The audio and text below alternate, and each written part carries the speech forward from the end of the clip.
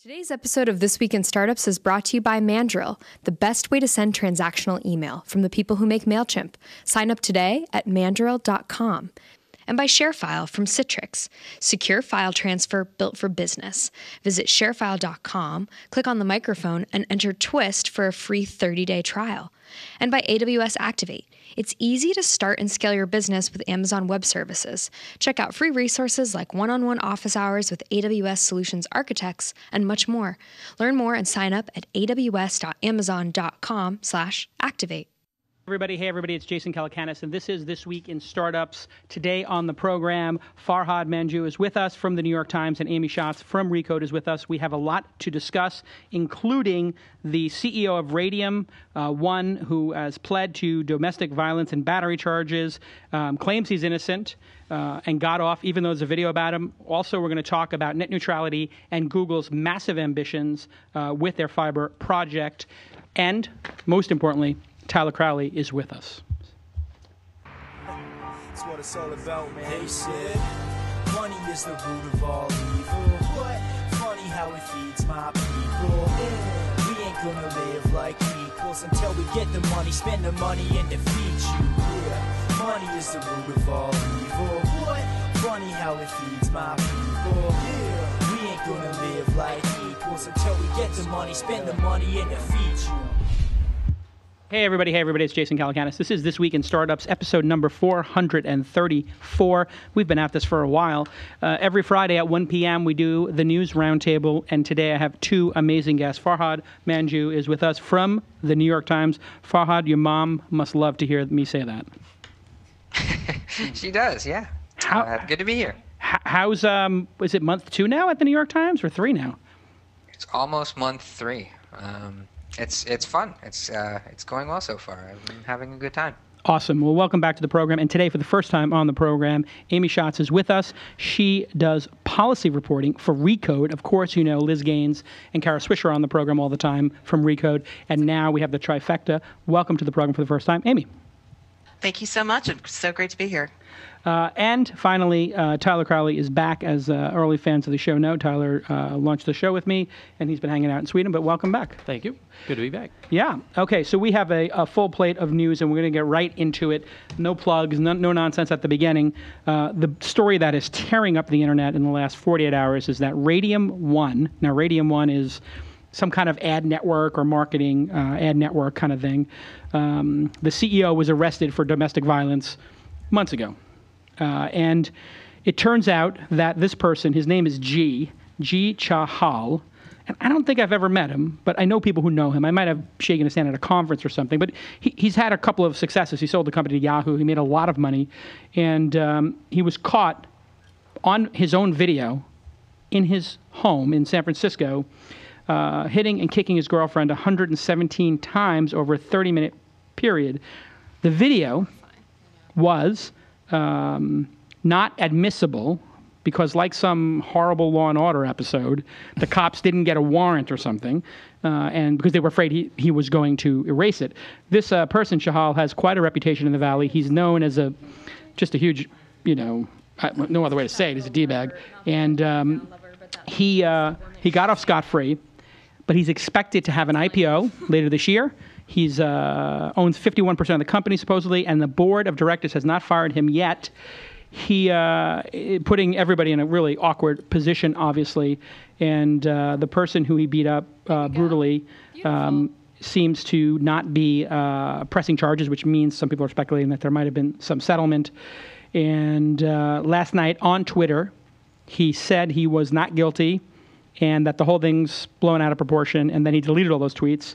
A pretty stunning situation in the industry, and I guess people are trying to figure out what happens when somebody who owns a huge company like this, this happens and they don't get removed. Farhad, what are your thoughts on this whole situation? We haven't seen many things like this before. Just Farhad clean? Yeah, it's a pretty unusual thing, and I mean it's horrible all around. And what's especially weird and probably very awkward for the company is, they were planning this IPO, but as you said, he has 51% of the shares, but I guess it's unclear yet if he has a majority of the voting shares. So it's unclear if he actually can be fired if he doesn't want to step down. I guess what I would guess is probably going to happen is at some point there's probably going to be enough, like business pressure here, like customers and people who work with the company and employees even who might pressure him to leave the company at some point. But that takes a while, so I'm not really sure what could happen immediately. It's a fair point. People like Anil Dash and Shanley, I guess. There's a bunch of activists on Twitter around these issues of, violence towards women and just the sort of misogynistic culture that many people believe exists in the technology industry. And they've started a, drop radium movement as a hashtag. Right. And Condé Nast signed a deal with them after knowing that this happened. So Condé Nast is now being lobbied to get rid of this. Tyler, what are your thoughts on this whole situation? It's kind of leaves you speechless. It's a black eye on tech in general in a way. I think we all feel bad. Yeah. Whenever something like this happens. Yeah, and what's particularly weird about this dude is he's kind of putting himself out there as like a management guru of some type. So here on my screen, I don't know if we can pull it up, you can see he's like putting all these like memes out there with himself in them about success, and people are now, he's getting like professional photo shoots done of himself and his, huge success story, which makes it even more like, loathsome. Amy, thoughts on these issues around misogyny, violence towards women? I mean, we also had the GitHub event occurring simultaneously to this. You have Mike Arrington's ongoing rape or I didn't rape lawsuit, which I guess we're going to see. I think that happens this fall. We'll see if Mike Arrington did or did not rape Jen Allen, or what the courts say, or if they settle. Amy, what do you think about this ongoing issue that seems like it's coming up every other week in the technology industry? Right. It seems like it's either that or you're just getting a lot more attention on these issues, and maybe they've been there the entire time, but you're seeing a lot more attention on them. If I were an investor on this board or a board member, I'd be questioning, I guess, if the guy owns the company, I guess he can try to do the IPO. It's going to make for a really big roadshow. And you would hope the board would put some kind of morals clause in there. So if this kind of thing happens again, at least the company is protected from any kind of liability from if this guy decides to go off on another girlfriend or something.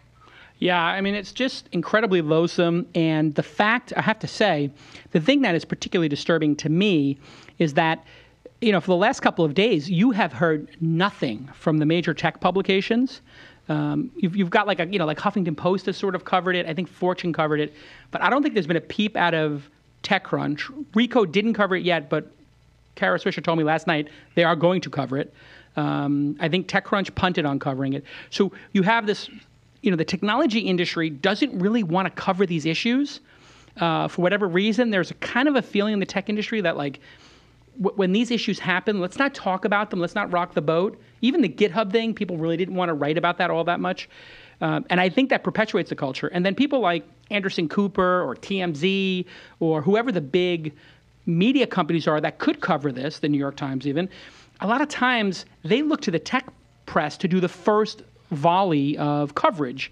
And that's not happening in some cases. And that's what really has to happen if we're going to eliminate these people from the industry. So I think what might end up happening out of this is like you'll have companies get to a point where it'll become contractual that the CEO, even not in the case that this guy was not found guilty, right? Like it was alleged. No, he pleaded. You're right. He pleaded guilt. That's the thing. Right. He admitted guilt to a misdemeanor. Right. Against 47 felonies, he pleaded guilty to 2 misdemeanors. Yes. Okay. But what I'm saying is you would think there might maybe like if you're going to become a CEO of a tech company, like you're going to have to sign this thing that says even if you get anywhere near close to an appearance of impropriety. Yeah, the appearance of propriety. You're going to need to take a break. Right. Get in the penalty box. Right. I mean, I guess this points up this other thing that's happening in the tech industry these days, which is like you have kind of one owner companies that are going public, but they're effectively controlled by one person or a very small number of people who are kind of untouchable. So, you this is an extremely unusual situation where the guy like did something that is harmful to the company's reputation. Like anytime people hear, I think this is the first time I've heard of the company RadiumOne, and now anytime I hear of it, I'm going to be associated with this guy.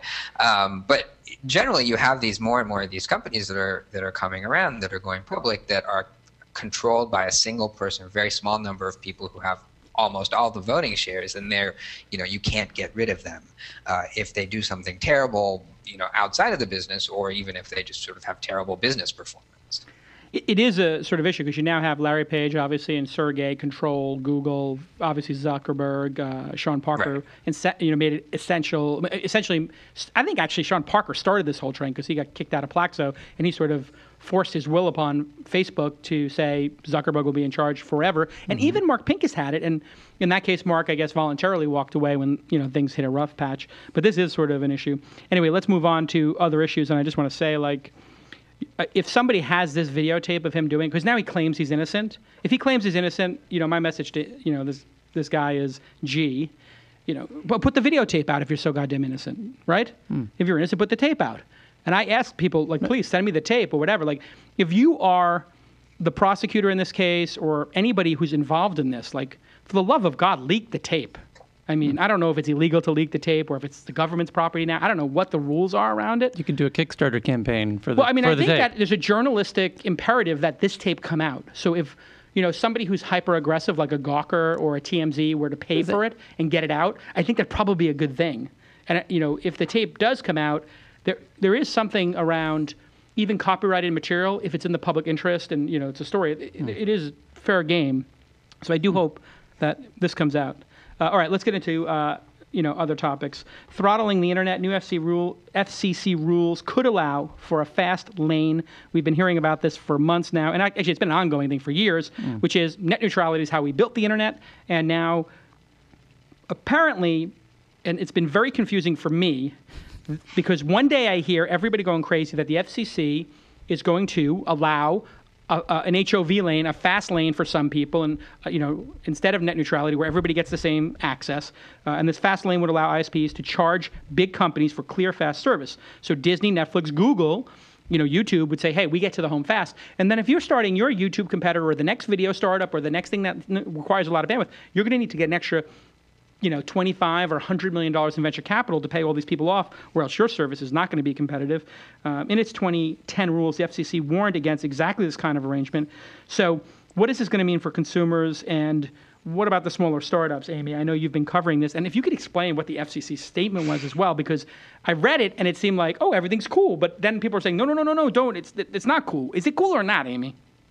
Educate us. It's sort of a combination. It's just like everything with the net neutrality. It's not clear. I think the chairman's statement was definitely an effort to sort of control the spin on this because he didn't really want to see a front page story in the Wall Street Journal and the Times saying that he's going to change the nature of the internet. But that is kind of what they're opening the door to do. And that's what's a real concern for everybody, because the internet has never really acted like this. You've never had to pay for a fast lane to somebody's house. And you may not in the future here, but they're certainly opening the door to this. And that's new. And that's something that a lot of people are quite concerned about. So do you think this is going to, Amy, come down to the consumer level? Because it feels kind of abstract and maybe not even that important to people if, some rich company like Netflix or, like some rich company Netflix pays some rich company Comcast a little extra money to put in some bigger pipes. It kind of doesn't feel like a major issue to people, even though people who maybe understand the concept of net neutrality think it is. But will this actually eventually make it down to the consumer, where the consumer will experience the difference between these, and perhaps, using a service like that doesn't pay the VIG will feel demonstrably slower? Yeah, so for consumers already, net neutrality has been something that has been sort of a nothing burger in a lot of ways because it's never really affected them. I think the major concern here is that if the Netflixes of the world have to start charging or have to start paying for an access lane to your house, then they'll pass that cost along to the consumers, and nobody really wants to do that.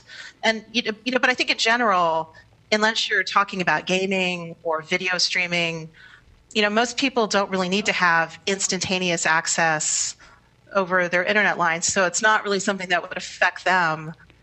It's really more for these services like video streaming and gaming, things like that, where you might have this problem. Farhad, what are your thoughts on this whole FCC brouhaha? Yeah, I mean, from what I understand, I think that the FCC really kind of, any way it ruled here wouldn't have made anyone happy. According to the FCC, they're doing this because of the court ruling that went against their old rules, and it seems like they couldn't have done it another way.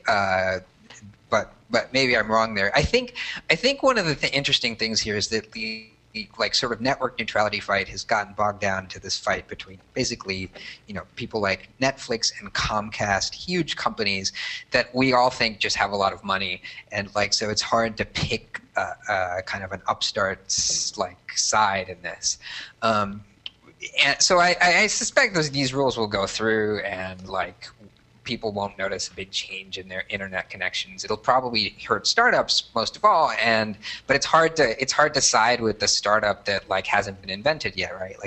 We won't really know what we're missing out on because we'll just not see those amazing things that would have happened if the rules were different. But I think the long term solution to this problem is to just get faster internet. If we had gigabit internet lines, then the fact that there was one portion of it that was slightly faster than another portion of it wouldn't really matter, because it's still all pretty fast. You wouldn't be able to perceive it, right? I mean, if we had fiber like they have in Korea or in France, a lot of these places have very high bandwidth averages, 100 megabit, 200 megabit. We wouldn't even be talking about this. Right, so you wouldn't get buffering on Netflix, and so it wouldn't matter if an upstart had some kind of new video sharing service. They could share it on there, even if they got assigned to the slow lane of the gigabit line. All right, when we get back from commercial break, let's talk about HBO picking up Amazon's catalog, which is super related, and Google Fiber, which seems to be going into as many as 50 cities now. I think they announced 34 more, is maybe rolling out Wi-Fi as well, which would be huge. That'd be awesome. Could be a big one when we get back after this important break. Thanks to my friends at ShareFile by Citrix. We use it here at This Week in Startups and Launch. It's designed for business. You can send files of any size quickly and securely. And you can do fun things like request files and get email alerts and control the access people have. So this is sort of high-powered file sharing with auditing and very granular controls. And if you visit sharefile.com to try it for your company, click on the radio microphone button and use the promo code TWIST. That'll get you your 30-day trial with no credit card. So go to sharefile.com, click on the radio microphone button, and get your 30-day free trial. Now here's an exclusive video for you. The top 10 questions answered by the most important investors that include David Cohen, Joanne Wilson, Dave McClure, Steve Jurvetson, Brad Feld, and Mark Suster. This exclusive video is available by signing up for ShareFile. Click on the radio microphone button, use the promo code TWIST, and then just request a file to sharefile@launch.co, and we'll send it to you. Just request a file to sharefile@launch.co, and we'll send it to you. It's a great product, and Citrix, who makes it, has been a great partner for this program for over 3 years. I think 3 of the 4 years we've been doing it, they've been a great partner. Okay, in other news, I just read that HBO is going to offer their back catalog to Amazon Instant Video, which is making my life particularly confusing because I have DirecTV, which gets me HBO Go, which I've been using, which is wonderful. And I already have Amazon Prime because, of course, I get boxes and boxes shipped, so I have Amazon. So I already have the catalog through DirecTV, through HBO Go, and now I'm getting it again. So it's quite confusing. But they'll also be integrating HBO Go into Amazon Fire. And it's the first unbundling of HBO content to another streaming service, but it's only the catalog. I think things in the last 3 years you're not going to see. So it's things like The Sopranos, Wire, Deadwood, etc. It's not going to include the new stuff like Game of Thrones, Veeps, Girls, or True Blood, which I think might be them, sort of giving a nod to the cable operators, the Comcast and DirecTVs of the world. Amy, what are your thoughts on HBO finally cracking and giving a service their archive? Amy. Well, it seems like they're offering you things that you didn't really want to see. Like, if I don't get Game of Thrones, why am I why would I want to do this? The Sopranos has been on for a really long time, and I don't really care anymore. So, for me, it just doesn't seem like it's worth that much. But I'm sure other people feel differently. Yeah, I don't understand why this deal. What do you think this deal is, Tyler? Is this like a starting point or Yes. something? Are they? It's a dance so that HBO can see how bad Hollywood's going to get pissed off before they. Oh no, I'm just going to go date the guy. We're not getting married. Yeah. We're having coffee. Yes, we're going to go have getting coffee. No, we're just having coffee. It's just coffee. Yeah. And then No, Farhad, is it just coffee? You can't be upset. No, HBO is getting $300 million for their old shows. HBO is making so much money from this. They would have been crazy to turn this down. And I think this shows they're like they're like the savviest people in this business. They make so much more money than Netflix, and they do it because they have all these different distribution systems. They sell their movies on DVD, and they make a ton of money from that. So if you don't subscribe to HBO, you're gonna get and if you don't like torrent Game of Thrones, you're gonna get Game of Thrones on DVD, and they're gonna make money from that. I think they're much sort of savvier about managing their back catalog than something like Netflix, which can only do its own service. Like it can't send it out to other people. It can't get hundreds of millions of dollars from other services. So I think this is them just being smart about money. It is amazing. They're like in a hot market like this where everybody covets your content. You just keep selling it over and over in different ways. Right. It's kind of brilliant. But Farhad, they have less subscribers than Netflix now, HBO. Yeah, but they make a ton more money. But now HBO is now you have I think there were more Emmys or an equal number. What was the Emmy count? Gina, look up the Emmy count for Netflix versus HBO this year, because I think there were more for House of Cards than Game of Thrones and anything on HBO. So is Netflix going to be able to sustain this sort of content production to become HBO? Do they have enough runway to do that, do you think? And do you think we'll be looking at this 5 years from now saying, really, Netflix isn't as much about the streaming service as it is about making the content? I mean, I think they're definitely trying to, and they have a lot of, investors are willing to pony up to let their share price ride high for a while. So I think they have runway to invest in these shows. I think that we've all made a mistake in seeing this as kind of an either or fight. I think they both can win, and they probably both will win. It's not they're from what I know, they're kind of oversubscribed in each other's markets. Like people who have HBO generally tend to have Netflix and vice versa. So they go after the same demographic, and those people are generally wealthier, and they just get everything. And I think that's kind of the future of TV. There won't be like one service that you'll get. You'll just get a bunch of different things. It'll be confusing. Like, as you said, you don't know, like you'll have one service and you'll have multiple services, and you can get the same stuff on various things, and you won't know like where you're supposed to get it from. But 108 Emmys for HBO this year, 14 for Netflix. Yeah. Which, considering one is 30, that's nominations, of course. But that's kind of amazing, considering HBO has been at it for 3 decades, and Netflix has been at it for 2 years. But how far off is it that Amazon is getting into this video content? Yep. Right. How far away is it before Amazon says, "Oh, we want to produce our own content"? Well, they are. They're doing pilots now. Doing it, yeah. They're doing some pilots.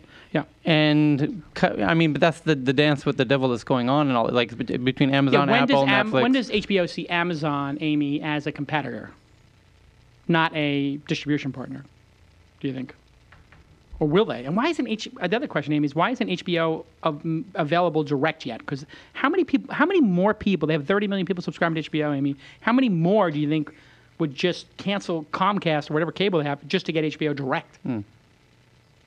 Well, I think that's part of the problem, because they don't want to lose that kind of monthly fee. So it doesn't make any sense for them to try to cut themselves off from the Comcast of the world, Time Warners, because they're making a huge amount of money there, and you can't really make that revenue up by going with a couple of subscribers here or there who might try to cut the cord. I think they've said that in the past, that it makes no economic sense for them. So you're probably still going to see them with them for quite some time. Amy, do you think at some point one of these technology companies is going to say, fuck it, I'm going to just buy HBO? That's the next, fuck exactly. it, I'm just going to buy AMC or something like that? Because they've Amazon. been so they've been so reticent to be in the content business, Google, or even Facebook or Twitter. But gosh, is there... And especially Apple with $140 billion. Why wouldn't they just buy an HBO or something? It might be more efficient than trying to sort of build it up from the ground up like they're doing right now, especially with Amazon, which hasn't really had any hits yet. Netflix has got they have some hits to show. House of Cards has been really successful. So Orange is the New Black. It might be a more efficient, just faster way to do it. Yeah, I think that's going to be the big trend. All right, when we get back, Barry Diller and Aereo have hit the Supreme Court. As Aereo is the over-the-TV service that records all your stuff, and this is as complicated as it gets. And Amy's going to try to explain it to a dope like myself. And don't be a dope. Get Mandrill, because if you're doing... Is that a decent segue? My segues kind of suck now. I used to be so good at the segue.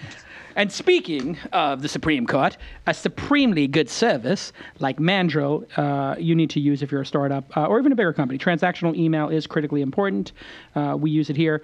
Obviously, you know what transactional email is, Tyler. Explain to people what transactional email is. It's like when you sign up for an account, or if you change your password, or any other friend requests, comment, anything that somebody liked your photo or whatever. Yeah. Are those important? That's kind of what makes the social networks work. Yeah. If you don't get those emails, your startup dies. Right. And that's what a service like Mandrill helps you do. It's real-time analytics. They get themselves into they get delivered. And all of these, Gmails and Yahoo Mail and all these people, AOL Mail, Hotmail, they're all, they err on the side of putting your stuff in spam. Right. Because they want to preserve your experience. Which means if you try to do this kind of stuff on your own, and I have in the past, like a dope 10 years ago, getting mail service because I wanted to save money. Good luck with that. Good luck. Yeah. And now it's so cheap now, software as a service, that you can just use Mandrill. It's super easy. The pricing is free. That's the pricing model. Free for the first 12,000 emails a month. Oh, they're doing the MailChimp model on that. They're doing the MailChimp model. Why wouldn't they? It works so well. Why wouldn't they work so well? So 12,000 emails a month for free, and then you pay a de minimis amount after that. Sign up at mandrill.com, and everybody thank @Mandrill app on their Twitter account. Okay. Aereo is a service that allows you to record over the air, because there's all these local channels are over the air. You can record these at some kind of a central location that has a bunch of, if I'm correct, and Amy will correct me if I'm not, a bunch of computers with antennas on them. That you get your own antenna, I believe, that records your shows for you in their data center. And then you can stream ABC, NBC, or whatever, all the local channels for $8 a month, which if you had Netflix for $8 a month and Amazon Prime for free and maybe Hulu for $8 a month, all of a sudden you're only talking about $24 to get everything, almost everything in the world, instead of spending $50, $75. Amy, did I describe what Aereo is correctly? Yeah, for the most part. I mean, it's an over-the-air internet TV service that's supposed to be for cord cutters. You don't want to spend $100 a month for their cable bill. And it seems to me Sounds too good to be true. Well, it seems to me that if I were to put my own server in, I don't know, my guest house, or if I put my own server in your house, and you lived in Brooklyn, I lived in Queens. I put it in your house in Brooklyn, and it has an over-the-air antenna, records everything for me, and then I access it. I don't see how that would be illegal in any way. It's just like I'm recording over the air. So, Amy, why is this such a big issue? What is the legal issue here that I'm missing? So the major issue here is Aereo offering a private performance or a public performance. Because what you were suggesting was really a private performance. It's just like you have an antenna on your roof, you've got a DVR, and you just record shows and you watch them. And that's totally legal under copyright law. What's not legal if you try to create this sort of service where you can sort of show TV shows to a large group of people and charge them for it, and that's really considered performing, and you can't do that without giving a fee to the broadcasters. And so the whole point of this case was that the broadcasters want Aereo to pay them the same kind of fees that they had to pay to cable companies, and Aereo says that because of the way that they've set up their service, they don't really have to. And the Supreme Court is looking at this case to see, where kind of come down on it and decide who's this really complicated kind of copyright thing. And what do you think, Amy, is the right legal answer here and the right sort of spirit of the law answer? And where do you think this will all end up? Handicap it for me from your perspective. Well, the Supreme Court justices seem to suggest that, A, they thought that this Aereo is pretty much a cable service, and that the company tried to create this sort of like weird antenna farm in the cloud type thing just to get around copyright law, which does not bode well for Aereo because they don't really like services that just kind of try to evade federal law. But, you know, at the end of the day, they did create a service that does seem to be able to evade copyright laws. And it's been a really cool service that a lot of people like. And there seems to be a real market for this. So even if the whole thing gets trashed by the Supreme Court, there's still an option to maybe. Okay, well, my thought, it seems like it's an IP loophole startup. It is. Right? And Michael Robertson should really chime in on this. I would love to hear his Michael thoughts. Robertson from MP3.com and then DAR Radio and all this stuff. He has spent his whole life in that realm, right? And he's a brilliant guy, by the way. I really like him. Great guy. But none of those have worked out. He's wrong about global warming, but putting that aside. But unfortunately for him, because I would love him to win, right? Because he has brilliant ideas, but the courts always rule against him. Right. Right. When it finally, so like you could be right, but the courts don't want to let you be right, or something like that. That's right. Yeah. And there hasn't been a good case history of people being. It always able gets to, settled, or the person gets sued out of oblivion. Farhad, what do you think? Yeah. Yeah, no, I agree. Like everything about this company seems to have been set up, very single-mindedly to get around copyright law. And from what I can tell, they did it really well. I mean, they got all the way to the Supreme Court, and however the Supreme Court rules, it shows that it's a hard legal case, and that's because they've designed the technology in this way. But I can't see, even if they win at the Supreme Court, I can't see how this becomes a useful service, because if they succeed, right, like the networks are going to have all kinds of ways to fight them. The networks could restrict what they stream, what they what they air. They could. Yeah. So you're saying CBS, because I think Les Moonves said this, right? Like, didn't Farhad Les Moonves say something to the effect of like, well, we'll just stop broadcasting our shows. They've threatened that. Yeah. I mean, we'll just go cable only. I think that it's like it could be an empty threat to completely not broadcast their shows, but they could do other things. They could start streaming more of their shows, so like it'd be less attractive to pay for Aereo because you could just get Modern Family on. When it runs just on your computer. The interesting thing to me is, you remember when I pretended the day before the iPad launch that I had an iPad in 2010? I don't know, Farhad, if you remember that. That was brilliant. But to just catch people up, I was in bed with my wife, and we're sitting there, and I was just kind of laughing at how everybody was getting like a little crazy about the iPad launch. And I just started, and Twitter was kind of a new thing, so I just tweeted like, oh, I had the iPad, Steve gave me one, which doesn't seem that complete. I mean, it's ridiculous, but it doesn't seem completely ridiculous because people know I know Steve and I found it in Gadget with You were Peter. like loving the DVR feature. So the thing I said was, it's going to have, I told everybody it has a fingerprint scanner. Funny. I said it has a front and rear facing camera, solar panels, and it has a DVR that records TV, and it has an HD tuner. Check. They put the fingerprint in, right? They put the front and back camera, and why hasn't, Farhad, somebody put a if these HD DVRs are so common, like why aren't they in my phone where I could get the ABC broadcast on here? Because remember when we were in Korea that time, or was it Japan, and the guy had the thing there and he's watching TV and I'm like, is that over data? And you were like, no, it's over. Japan, They have like HD signals so you can like have these. On their phones, they were doing it years ago. They were doing it on the phones like I was talking about 8 years ago. Farhad, why doesn't that exist? I think there have been phones out here that have had that too. Yeah, I mean, I think it's probably not an attractive thing because streaming is offers more benefits these days. But like one of the things about Aereo that's interesting is that it is one of the first startups that's like doing something with wireless signals. Like you haven't really seen anyone do anything with over-the-air transmissions for a while. Like nobody thinks about radio and TV signals anymore. So maybe this, maybe like it could be the start of something in that. Like, I think I agree. It'd be great if my iPad had a. I'll have to give a plug to an amazing app based out of Stockholm. It's kind of blowing up around Europe called Imagine.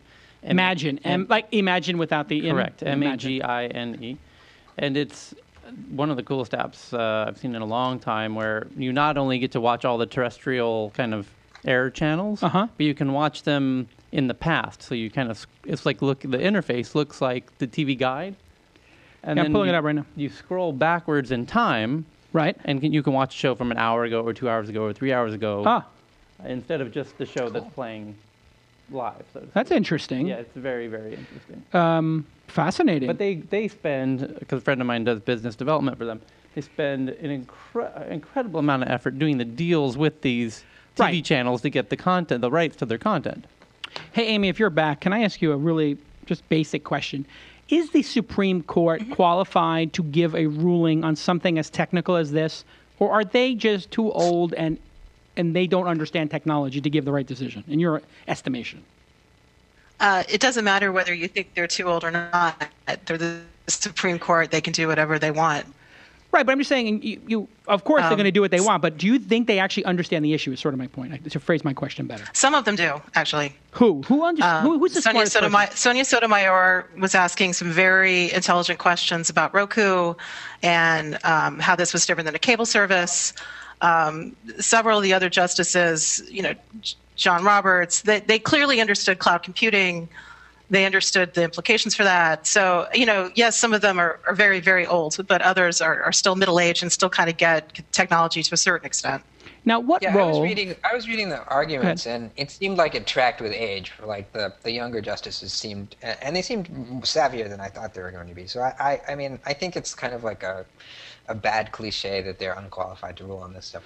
Which is that we see, going back to the whole, it's a bunch of pipes, the internet. People who, a lot of these, people we have in government don't have internet connections, they have their email printed out, right? So I'm just curious if the Supreme Court is like that or not, because I'm not an expert. But I guess my next issue, Amy, is, because you cover this so deftly, is what role, because we hear about politics playing a major role in the Supreme Court decisions around abortion and choice, et cetera. What role does politics and lobbying and being, if any, on either side of the aisle play in this? In other words, do you think that they're in favor of the cable companies, or they're in favor of the freedom of technology to grow in general? I think in general that it comes down to really more of the political philosophy they come into the court with.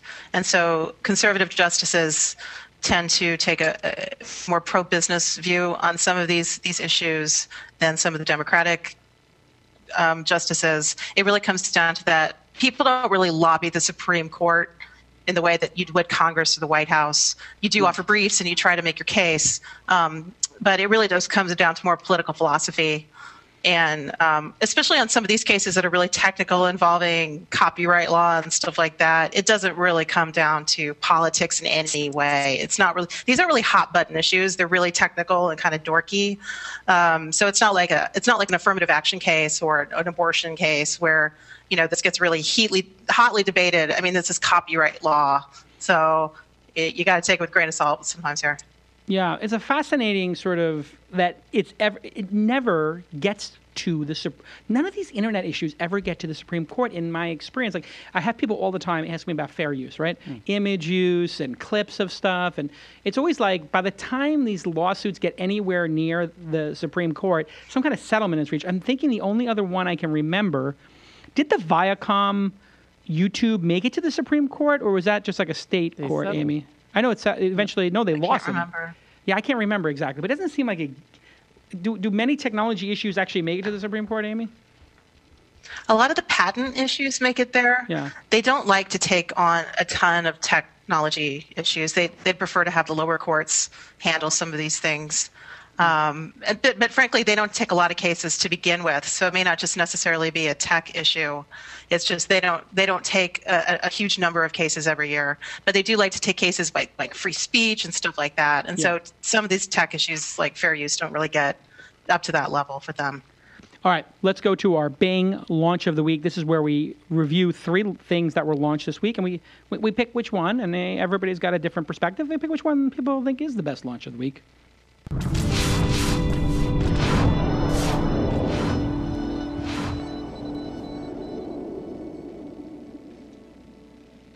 All right, so first up we have Cover Snitch.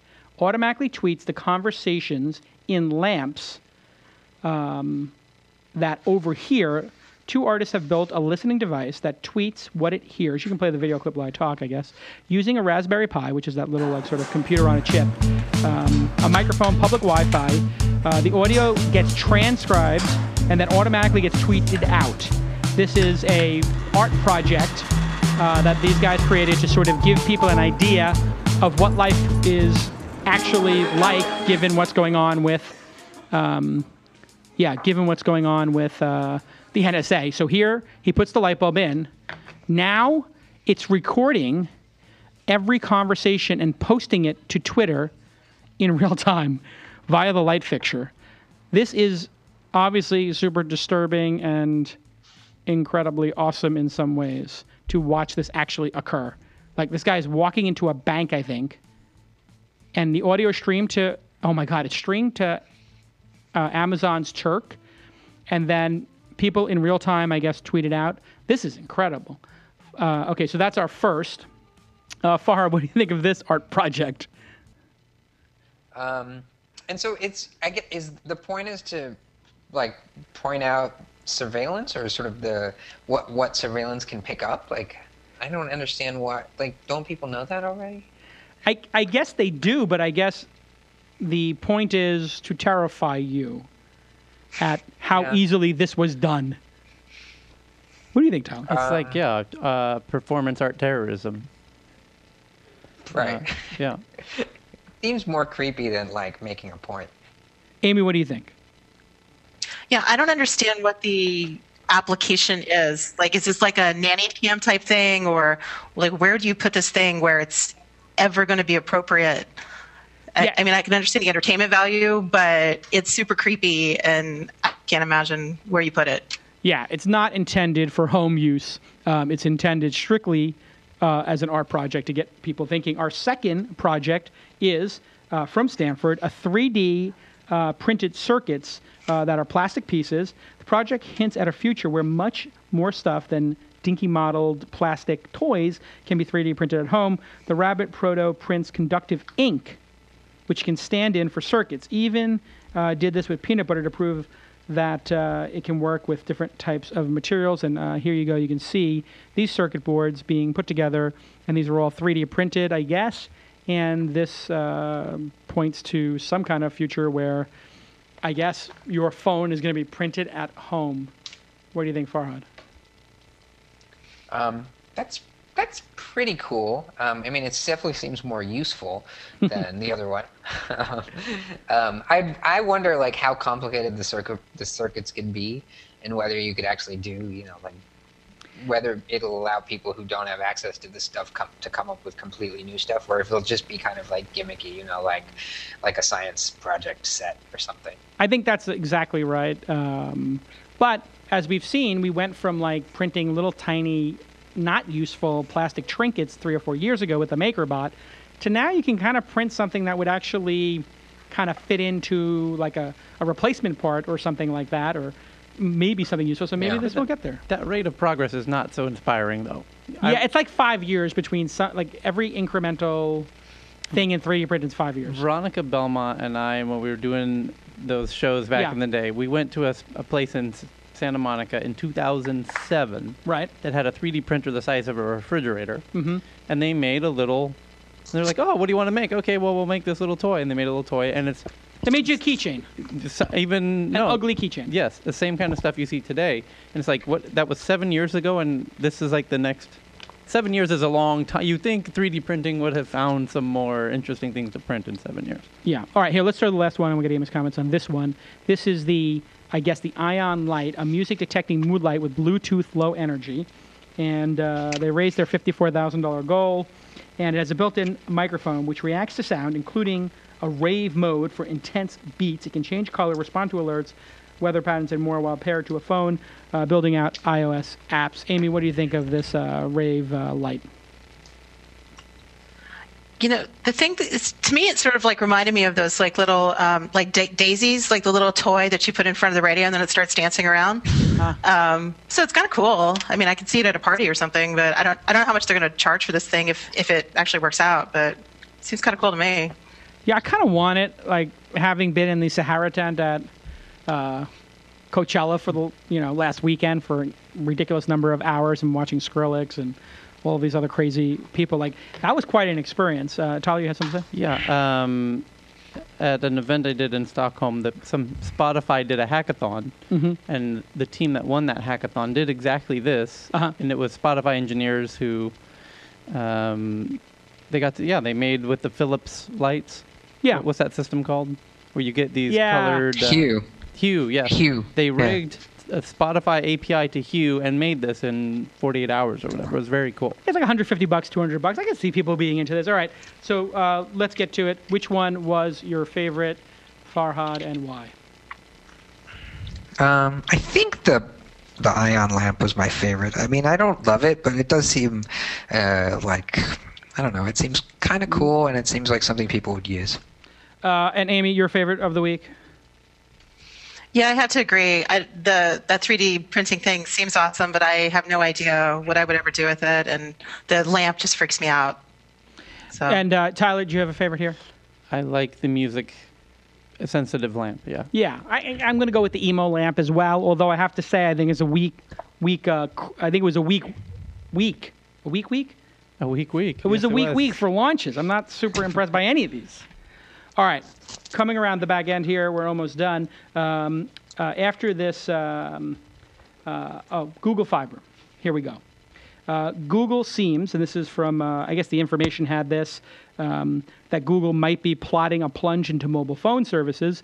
You remember, I wrote a piece when they had just one Google Fiber city that this wasn't I just did some back of the envelope math, and I basically came to the conclusion that if there's like 50 or 75 million households that are in cities, Google could pretty much get each of these cities on for a couple of grand, and it would pay for itself so easily given the money printing machine they have.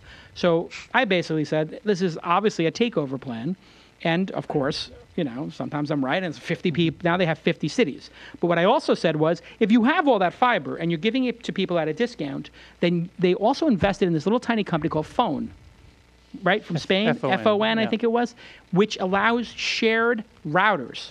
And I know that was like a very early angel investment for Google when they really didn't do many, so I got a feeling that had like Larry and Sergey's hands on it. So what they're obviously doing is not just giving fiber for cheap. They're going to make, if you want the fiber for this price or you want the fiber at a low price, you have to have your Wi-Fi router open.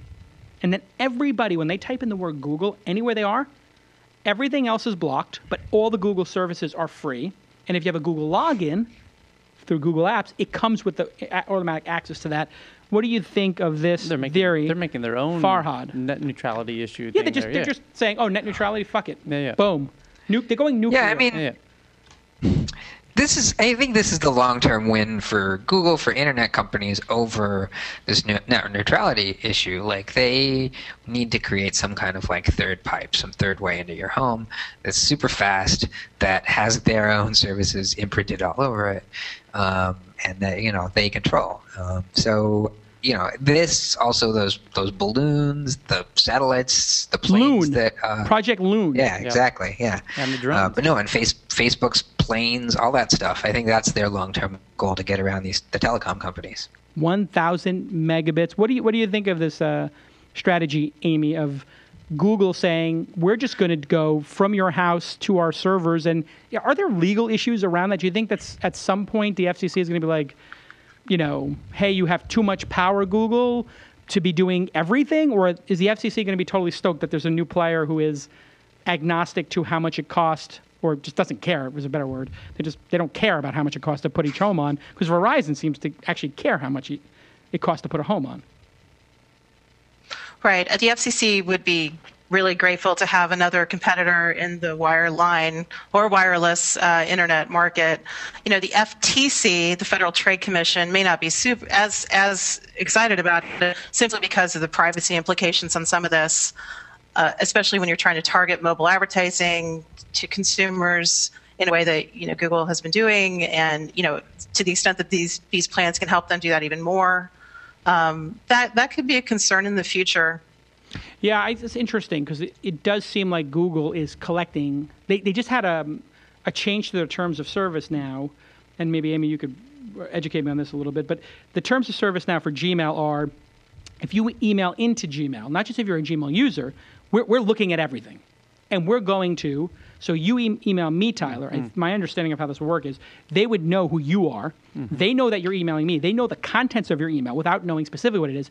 And if you emailed me about our Santa Barbara weekend, you're going to start being retargeted for Santa Barbara now. And nobody knows about the Santa Barbara weekend, so let's just leave that off the table right here. But Amy, is that a fair assessment of what they're doing now and the concerns people have?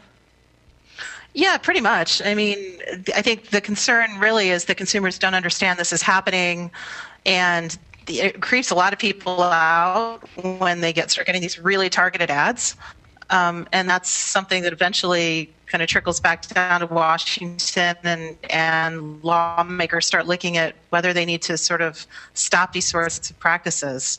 That could be a concern for them in the future as they're trying to roll out these kinds of issues. I never thought I would be doing any retargeting, right? But I started playing with Twitter. I'm friends with the guy Adam Bain who does the ad network at Twitter. We used to play basketball down here, and he was just like a guy in the internet industry down here. Went up to Twitter and really helped build that business. Fox down here. He was at Fox, really nice guy.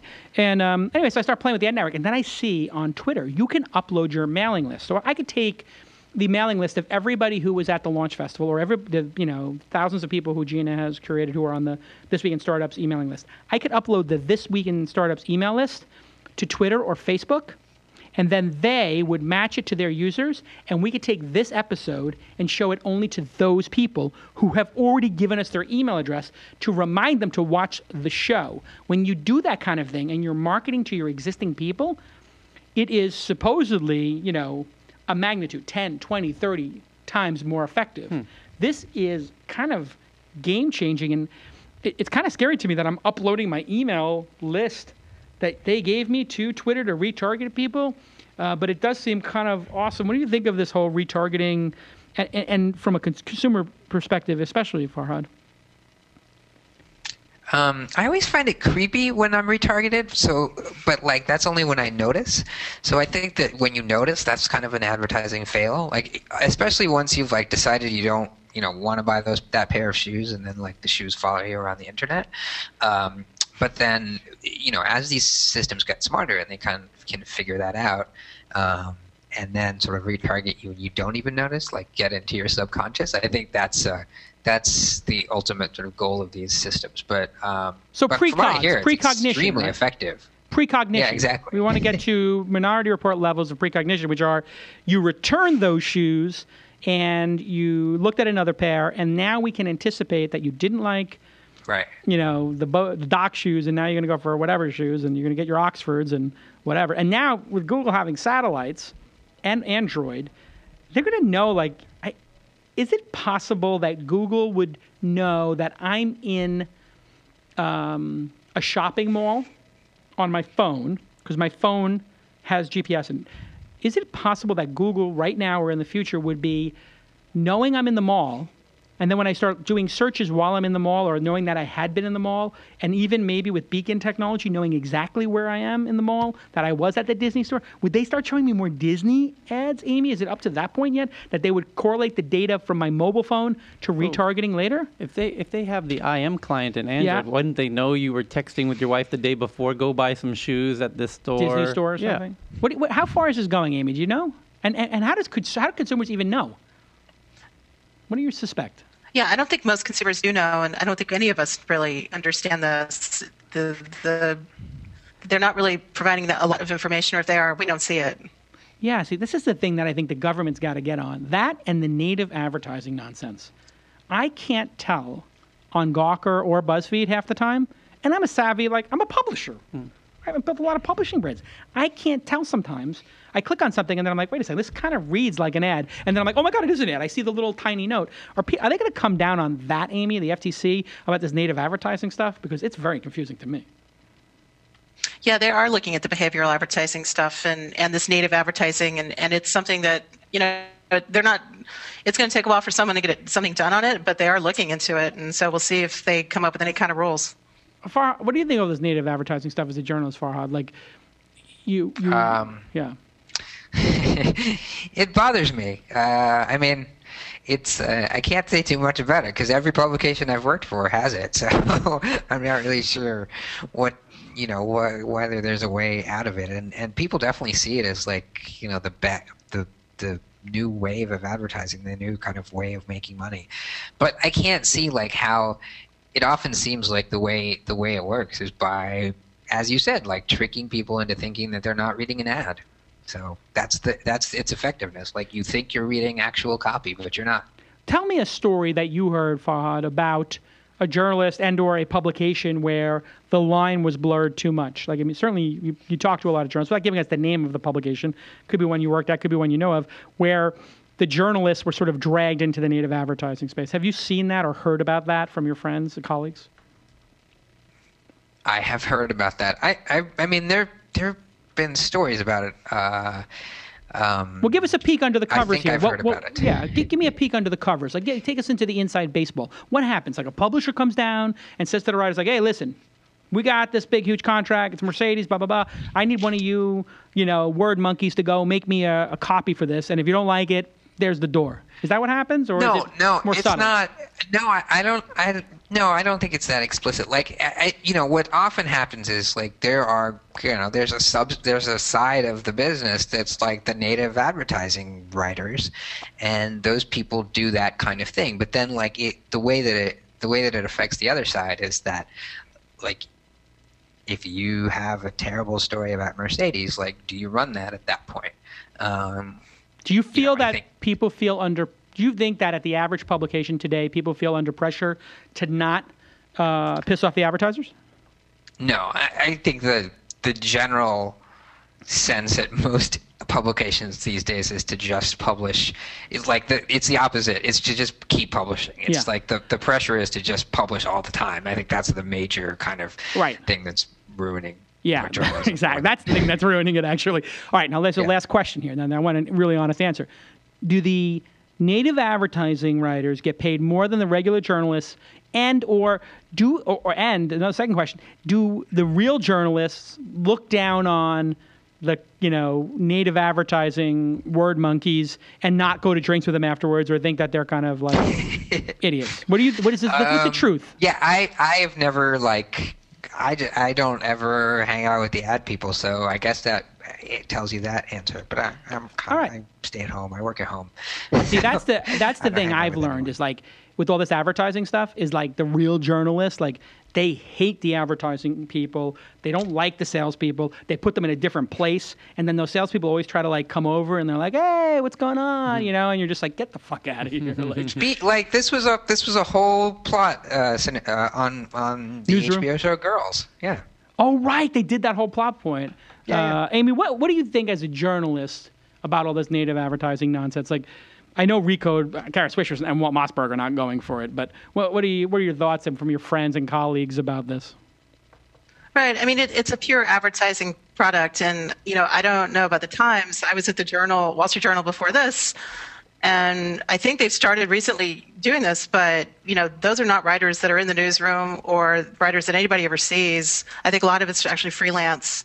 And, I think most people don't even know what this is. It's kind of crappy content to begin with. I don't know why anybody clicks on it. But, if it helps pay the bills at the end of the day, reporters will, they won't say much. But you're right. There's always going to be a split between the advertising side and the newsroom, and that's the way it should be, and that's the way it still is. Yeah, except that publications probably like BuzzFeed, where it feels like it's very close. But who knows? I don't know. It just feels icky to me. But I guess it's super effective, so people do it. I don't know. All right, listen, this has been a great episode. Thanks, everybody, for helping out, and especially Mandrill. And speaking of native advertising, here we go. Thank you, ShareFile. There's a good transition. There's a good transition, talking about native advertising. But here's the thing. We do I created my own. It's called White Label. We made a list of the 20 products we use, and we offered them to be partners on the program. And I read the ads because I use the products anyway. Anyway, thanks, Mandrill. Thanks, ShareFile. Hey, thanks so much, Amy Schatz, doing a great job on your first appearance. Everybody can follow Amy at Amy_SCHATZ. Any plugs, Amy? Thanks for having me on. That's it. No plugs, huh? All right. Sorry, Recode, I don't plug anything. Exactly. No plug. You gotta have a couple plugs. No book. You have a book? No book? I don't read Recode. We really like people to come over to see Recode.net. There you go. Go to Recode.net. And if you'd like to come to the Recode Fancy Dancy $7,000 a person conference, Too bad. Sold out. It's already sold out. So too bad. You can't go. And if there was an elite poker game going on in a suite, You would know nothing about that. with the 30 most important people at the event, I would not know anything about it. But Amy, I'll see you there in the poker suite. Okay. Anyway, hey, thank you so much, producer Gina. Jacob, great job. You're getting in there. And Tyler, well done. Any plugs for Tyler? Stockholm Tech Meetup on May 20th. Stockholm Tech Meetup. May 20th. Right. So for the 15 people, no, you got 100 people probably watching from Stockholm, and that's it. You know what's funny? So I go back a lot. Go back. I'm there all the time. I'll get your plug in a minute, Farhad. Stay in. Yeah. So this last time I was hanging out with friends in Stockholm, because I was on the show recently, like a month ago. I had no less than 20 people who I know very, very well there, who all came up and said, "Oh, wow, I heard you on This Week in Startups." I didn't realize. Yeah, it's a popular show. But it's become popular there in the last 6 months. Yeah. So I thought you'd like to know that. All right, there you have it. And Farhad Manjoo, you can follow on FManjoo, FManjoo, and obviously read him in the New York Times. And what's your plugs, Farhad? You got a plug? Also no plugs, or read the New York Times. There's your plug. Please buy a copy of the New York Times. I've heard of New York Times. Exactly. Yes, please. For the love of God. Buy 2 copies. Buy 2 print copies. You know, if you got a fireplace or something, buy 10. It could be good starters. But just subscribe. Subscribe. I subscribe. Right. It's actually very much worth it. I don't know what's going on with that New York Times now. What do you think of that disaster, Farhad? I mean, I know you're very objective about what is this New York Times now? I like it. Very diplomatic. Translation, I've never used it. And you have a book? You've written some books, Farhad, certainly? Some books? I wrote a book a few years ago. It's called True Enough. True Enough, Learning to Live in a Post-Fact Society. What is this book about? I never know you wrote this book. It's a great title. It's a great title. What is this book about? It's about conspiracy theories on the internet. Why has punditry lately overtaken news? Why do lies seem to linger so long in the cultural subconscious, even after they've been thoroughly discredited? And why, when more people than ever before are documenting the truth with laptops and digital cameras, does fact-free spin and propaganda seem to work so well? True Enough explores leading controversies of national politics, foreign affairs, science, and business, explaining how Americans have begun to organize themselves into echo chambers that harbor diametrically different facts, not merely opinions, from those of the larger culture. And people who bought this book also bought The Missionary Position by Mother Teresa in Theory and Practice by Christopher Hitchens. That's pretty good if you're kind of bundled with Hitch. Hitchens, yeah. It's got to feel pretty good to be bundled with Hitch. Kind of nice. All right, everybody go buy that book. Look at the wow, lots of 5 stars. Look at that. Fantastic book, 5 stars. I read it cover to cover 3 times. Mrs. Manjoo. Oh, that's your mom. Okay, there you go. All right, listen. Great episode. Thanks, producer Gina. Thanks, Farhad. Thanks, Amy.